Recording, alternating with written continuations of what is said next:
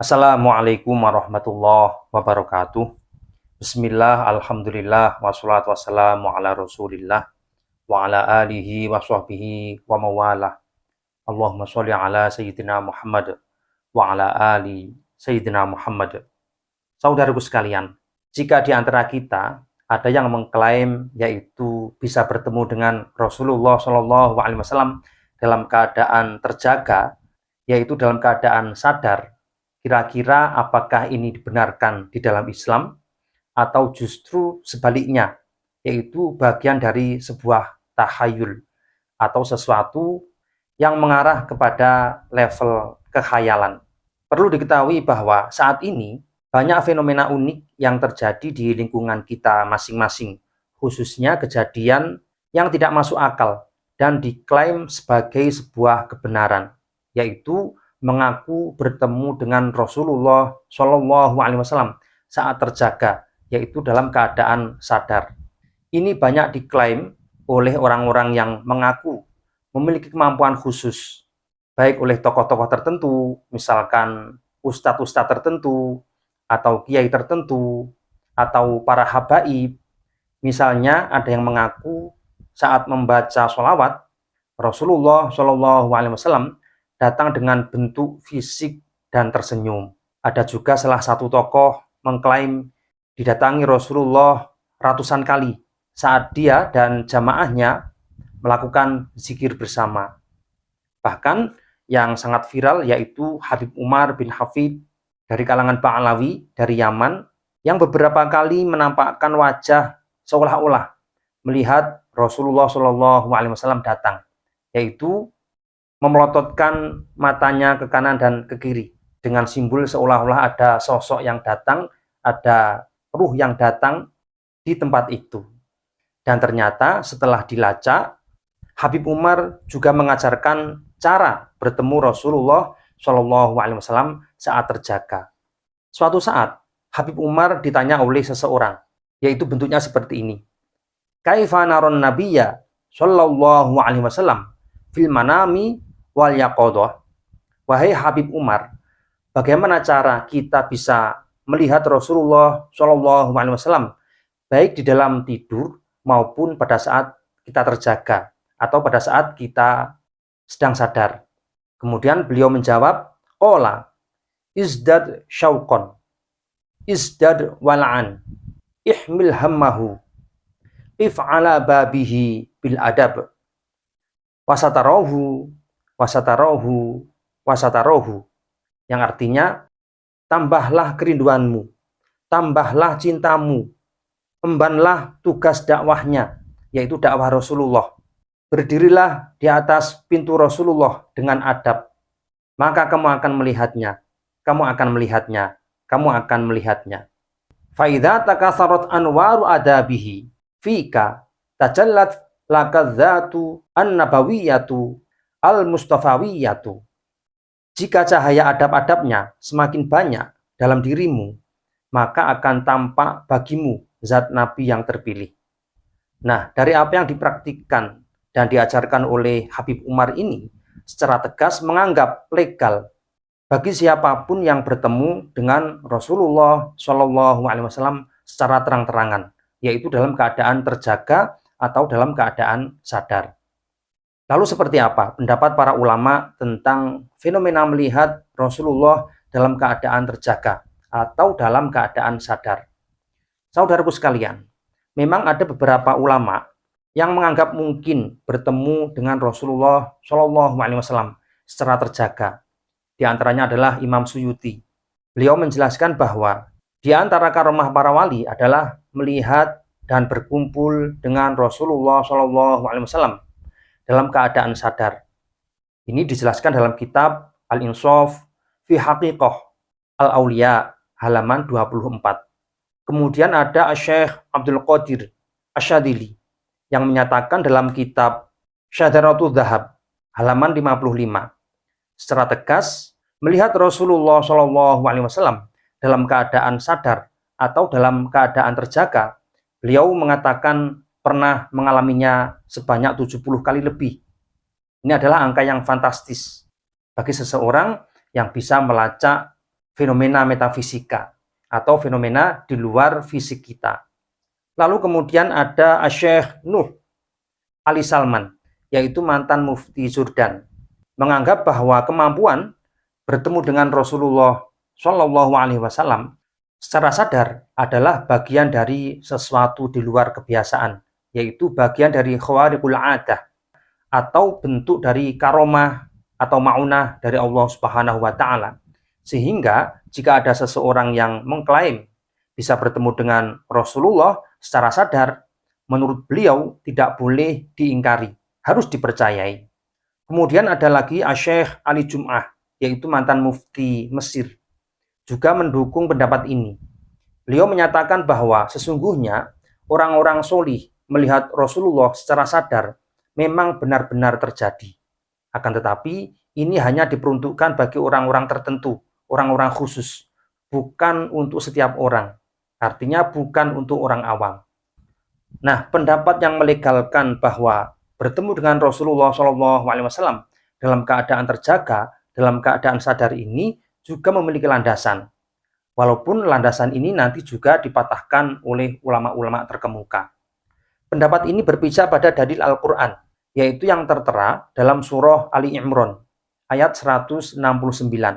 Dan juga hadis Abu Hurairah tentang kebenaran bermimpi bertemu dengan Rasulullah Shallallahu Alaihi Wasallam. Saudaraku sekalian, ternyata yang paling kuat adalah menganggap mustahil bertemu dengan Rasulullah Shallallahu Alaihi Wasallam secara sadar atau dalam keadaan terjaga. Di antara ulama yang menjadi pelopor bagi pendapat ini adalah yang pertama, ada Al-Hafidh Ibnu Hajar.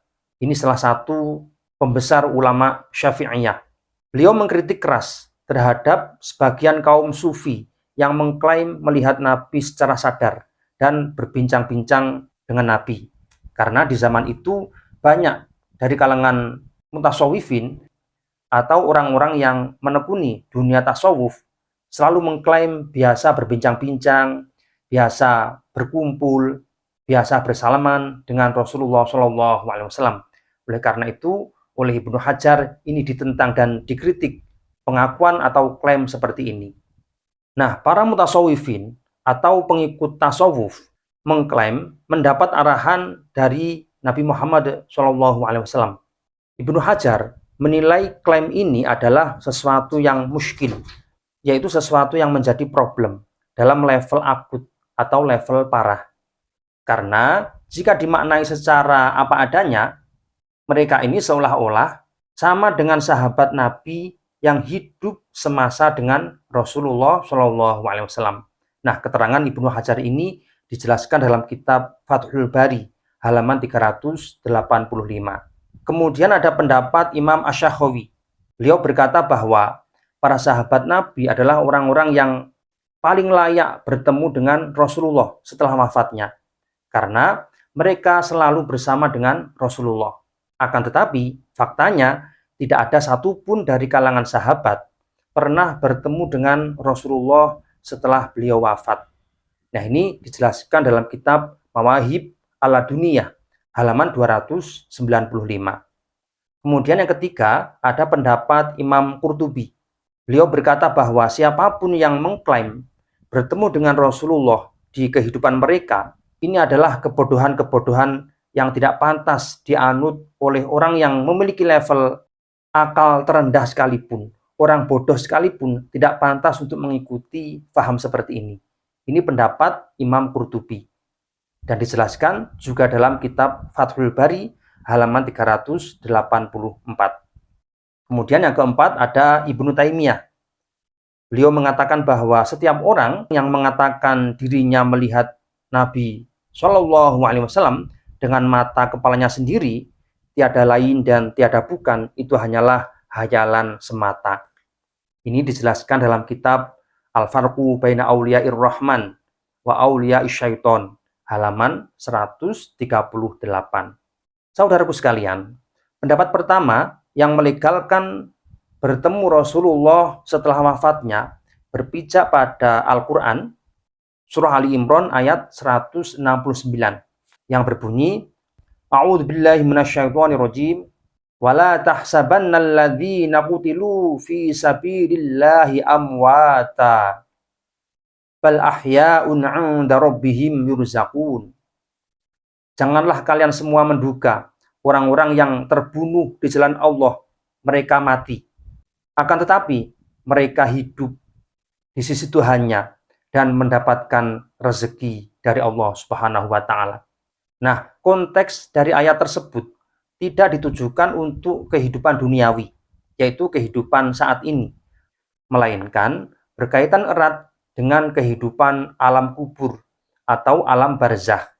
Sehingga tidak tepat jika melegalkan bertemu dengan Rasulullah dalam keadaan terjaga atau dalam keadaan sadar, kemudian berpijak pada ayat yang tertera dalam surah Ali Imran ini. Kemudian pijakan hadis yang biasa digunakan oleh kelompok yang membolehkan atau yang melegalkan bertemu dengan Rasulullah, yaitu hadis tentang mimpi bertemu dengan Rasulullah yang berbunyi, man ra'ani fil manami fasayaroni fil yaqadhah wala yatamatsalu syaitanu bi, rawahu al-Bukhari, yang artinya barang siapa yang melihatku di dalam mimpi maka dia akan melihatku saat terjaga dan setan tidak akan bisa menyerupai aku. Hadis diriwayatkan oleh Imam Bukhari.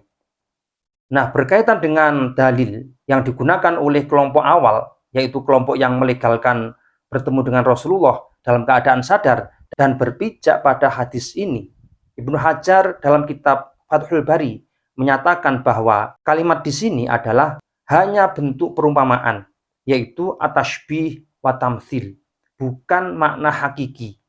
Karena ini dibuktikan, ada riwayat lain mengatakan bahwa seolah-olah dia melihatku secara sadar, sehingga tidak melihat dengan mata telanjang. Saudaraku sekalian, berkaitan dengan dimensi ruh, tentu jauh berbeda dengan dimensi fisik. Ketika kita menyaksikan sesuatu yang bersifat fisik, maka yang kita gunakan adalah khawasul khams, yaitu 5 panca indera kita. Nah, ketika berbicara tentang ruh, maka ini erat kaitannya dengan dimensi metafisik atau dimensi di luar fisik kita. Maka yang kita gunakan di sini adalah mendeteksi melalui rasa, bukan melalui 5 panca indera kita. Dan rasa di sini yang kita gunakan adalah rasa yang paling dalam dari lubuk hati kita. Ketika ada seseorang mengaku melihat ruh dari sosok tertentu atau dari orang-orang tertentu menggunakan mata telanjang, yaitu menggunakan fisik kita seperti ini, maka secara otomatis dia bertentangan dengan hukum alam. Karena secara alami, wilayah fisik berbeda jauh dengan wilayah non-fisik.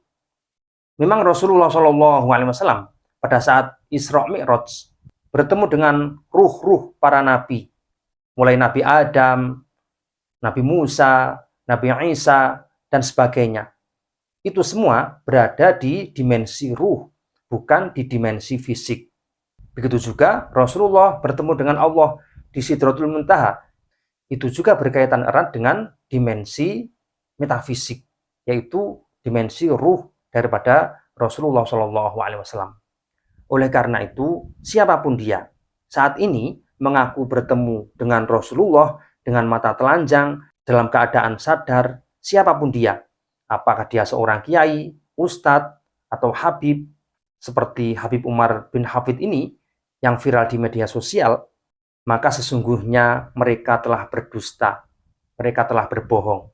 Dan kita semua tidak boleh percaya dengan klaim-klaim seperti ini, karena ini adalah bagian dari pembohongan publik yang bertujuan untuk mengelabui masyarakat kita, khususnya masyarakat awam. Jadi seperti itu. Semoga bermanfaat. Wallahu a'lam bishawab. Assalamualaikum warahmatullahi wabarakatuh.